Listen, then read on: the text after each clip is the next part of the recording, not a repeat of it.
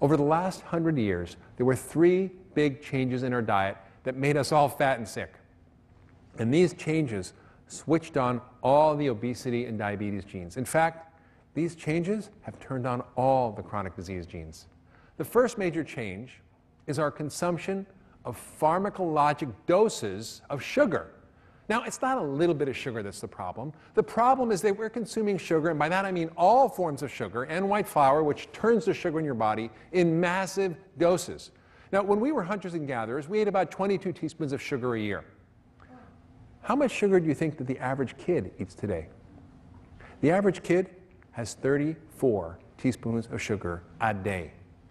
We went from about 10 pounds per person per year in 1800 to about 150 pounds per person per year today. That's about half a pound per person per day. And that's average.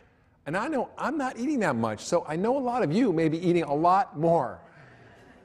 This is the largest uncontrolled drug experiment ever conducted on human beings. It's not just regular sugar we have to worry about. It's a new super sugar, high fructose corn syrup.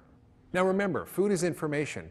Your body knows what to do with nature-made foods, but not man-made science projects like this industrial food byproduct that's been renamed corn sugar. Now, we're being told it's just the same as natural cane sugar, but it's not true. In the 30 years since high fructose corn syrup has actually been introduced into our food supply, we've gone from 0 calories of this frankenfood to over 66 pounds per person per year. It's not a coincidence that this is the exact time period we've seen our obesity rates skyrocket.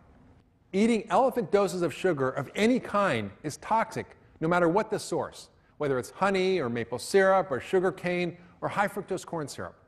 But there are 4 reasons why you should be on the lookout for and avoid high fructose corn syrup at all costs.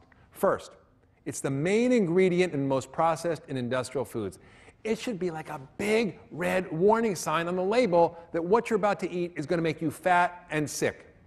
Second, it's sweeter and cheaper than regular sugar, which is why we can get those supersized 32-ounce sodas for a fraction of what they used to cost.